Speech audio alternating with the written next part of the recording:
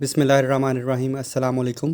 Tax laws का आज हमारा 17th लेक्चर है, जिसके अंदर हम अकाउंटिंग जो फाइनेंशियल स्टेटमेंट्स हैं इसका सेकंड पार्ट पढ़ेंगे, जो कि है बैलेंस शीट। तो चलिए स्टार्ट करते हैं आज का लेक्चर। लेकिन उससे पहले हम देखते हैं कि हमने पिछले लेक्चर में क्या पढ़ा था। उसमें हमने फाइनेंशियल स्टेटमेंट्स का पार्ट 1 पढ़ा था, जो कि इनकम स्टेटमेंट कहलाती है। और इसमें हमने देखी थी कि इनकम स्टेटमेंट क्या होती है। इसके अंदर हमने देखा था कि इनकम्स कहाँ कहाँ से जनरेट होती हैं, क्योंकि ये बैंक का केस था। इसमें हमने देखा था कि जो उनके दो पार्ट्स होते हैं, एक इंटरेस्ट बेस्ड इनकम और एक नॉन इंटरेस्ट बेस्ड इनकम, यानी कि वो इनकम जो उनकी इंटरेस्ट की तरफ से आती है, जो लोन दी होती है, लेंडिंग की होती है, वहाँ से जो अर्निंग करता है बैंक, वो अमाउंट हमारे पास यहाँ पे आ रहे थे 66718,829।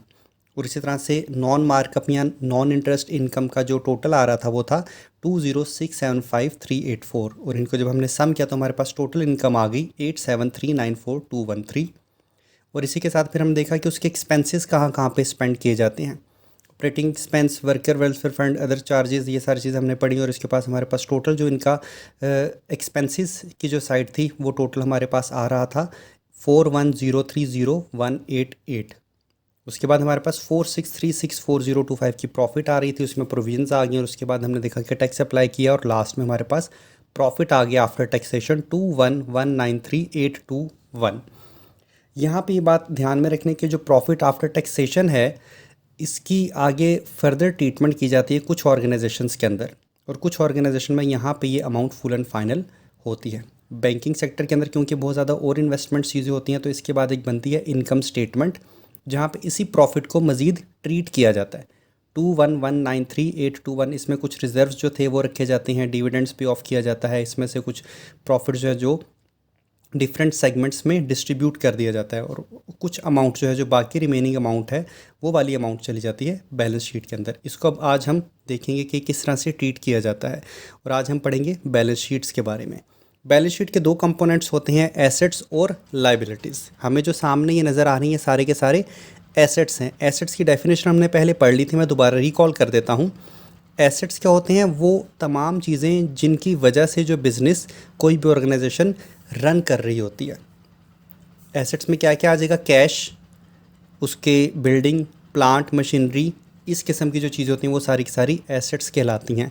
लेकिन क्योंकि ये बैंक है तो बैंक के केस के अंदर इसके एसेट्स डिफरेंट होंगे। बैंक का जो मेन जो एसेट होगा, जो ज़्यादातर बेस कर रहा होगा उसकी एसेट्स के पोर्टफोलियो के अंदर, वो होगा कैश। और वो पैसे जो कि उसके बैलेंसेस के अंदर या ट्रेजरी बैंक के साथ पड़े हुए हैं, वो सारे का सारा कैश, और उसके वो इन्वेस्टमेंट्स जो उसने बाहर की हुई हैं, ये सारे के सारे उसके एसेट्स होंगे।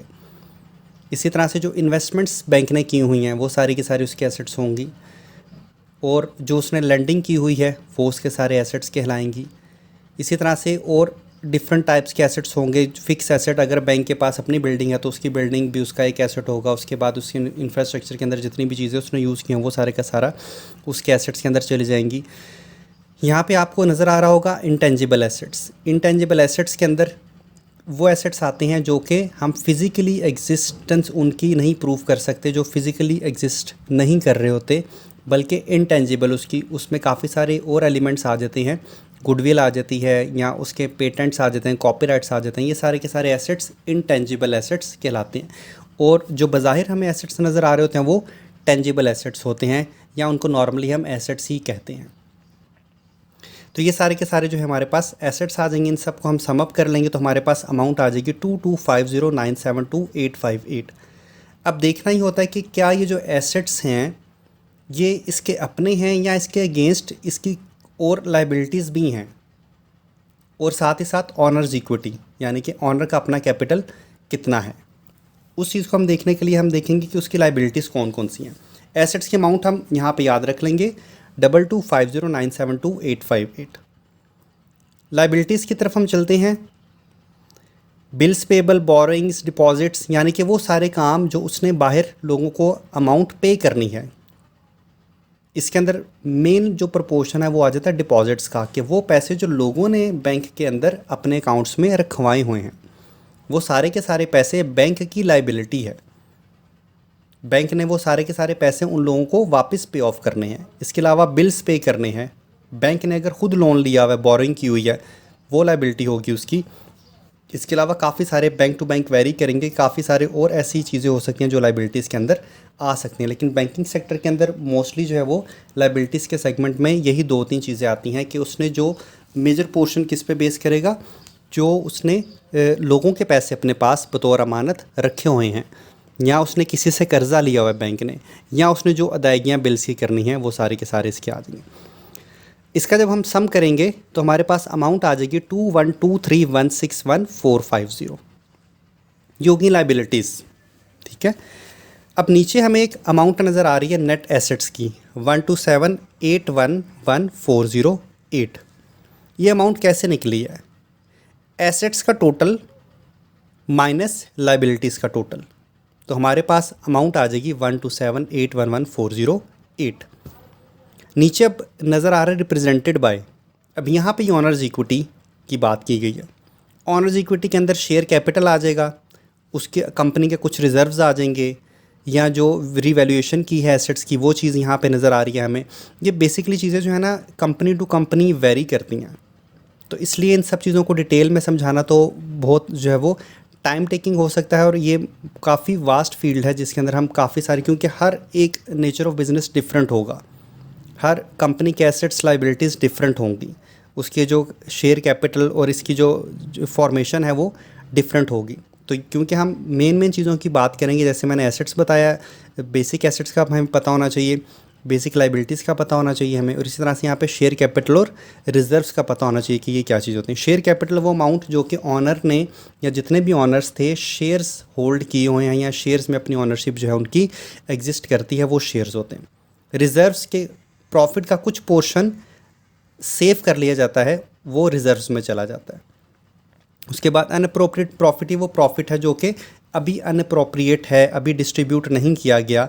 पिछले साल ये 69470 था और इस साल 79652,815, यानी कि इसके अंदर तकरीबन 10 का जो डिजिट है वो इंक्रीज़ कर रहा है। 69 से ये फिगर जा रहा है 79 के ऊपर। ये बेसिकली वही प्रॉफिट है, उसका पोर्शन है जो कि अभी हमने इनकम स्टेटमेंट से जनरेट किया था, और उसमें डिस्ट्रीब्यूशन के बाद इनकम स्टेटमेंट का जो लास्ट में फिगर आ रही थी, उसके बाद स्टेटमेंट ऑफ कंप्रीहेंसिव इनकम बनेगी, और उसमें से जो अप्रोप्रिएशन के बाद अमाउंट बचती है वो तकरीबन इतनी ही बचेगी जो हमें यहाँ पे इंक्रीमेंट नज़र आ रहा है। यानी कि 79,652,815 में से अगर हम 69470,607 को माइनस करेंगे तो वो जो नेट अमाउंट होगी वो हमारा एक्चुअल प्रॉफिट होगा जो यहाँ पर आएगा अनअप्रोप्रिएटेड प्रॉफिट्स के अंदर।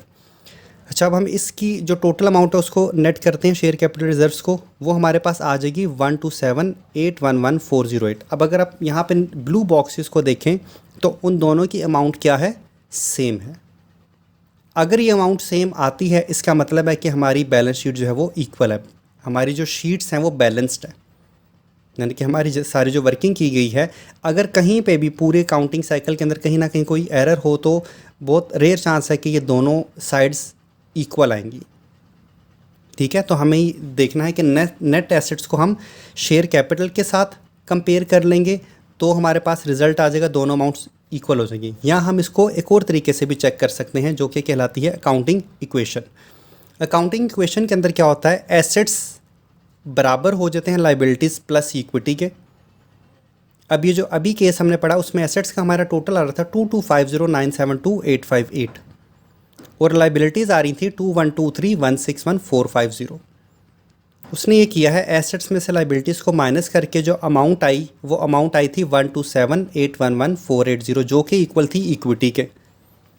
और नॉर्मली जब हम बैलेंस शीट को इक्वल करते हैं तो हम नॉर्मली जो है वो अकाउंटिंग इक्वेशन को यूज़ करते हैं, यानी कि इस फॉर्मेट के अंदर हम चेक करते हैं क्या हमारे एसेट्स हमारी लाइबिलिटीज़ और ऑनर्स इक्विटी के बराबर आ रही है कि नहीं आ रही। जैसे इस केस के अंदर ये दोनों बराबर आ रही हैं। कैसे, एसेट्स हैं हमारे पास 2250972,858 जबकि लाइबिलिटीज़ हैं 2123161,450 और जब हम इसमें इक्विटी को ऐड करेंगे जो कि है 127811408 तो इन दोनों अमाउंट्स को जब हम ऐड करेंगे तो ये दोनों अमाउंट्स ऐड होकर एसेट्स के बराबर आ जाएंगी। तो हम ये कह सकते हैं कि हमारी बैलेंस शीट जो है वो इक्वल है, उसकी दोनों साइड्स इक्वल हैं, यानी कि हमारे पास जितने भी अपने असासे हैं उनके अगेंस्ट जो हमारी ज़िम्मेदारियां हैं हम वो भी पूरी कर सकते हैं और साथ ही साथ जो हमारा कैपिटल है वो भी इतना है कि हमारे एसेट्स को सपोर्ट कर रहा है। तो ये ओवरऑल एक स्ट्रेंथ को शो करता है किसी भी ऑर्गेनाइजेशन की एसेट्स जितने ज़्यादा होंगे और उसके अगेंस्ट लाइबिलिटीज़ जितनी कम होंगी वो कंपनी उतनी ही अच्छी होगी। यानी कि उस कंपनी के पास एसेट्स ज़्यादा होने चाहिए और एसेट्स को compete करने के लिए उसकी इक्विटी ज़्यादा होनी चाहिए, ना कि उसकी लाइबिलिटीज़ ज़्यादा हो। तो लाइबिलिटीज़ कम से कम होनी चाहिए, इक्विटी ज़्यादा से ज़्यादा होनी चाहिए और एसेट्स ज़्यादा से ज़्यादा होने चाहिए।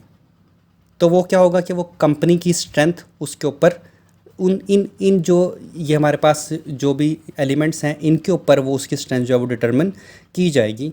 एसेट्स एक तो ज़्यादा हो और इक्विटी ज़्यादा हो और लाइबिलिटीज़ कम से कम हो, और तब भी ये इक्वेशन अकाउंटिंग इक्वेशन अपनी बैलेंस्ड फॉर्म के अंदर हो, तभी जो वो कंपनी है हम उसका कंपैरिजन किसी दूसरी कंपनी के साथ कर सकते हैं।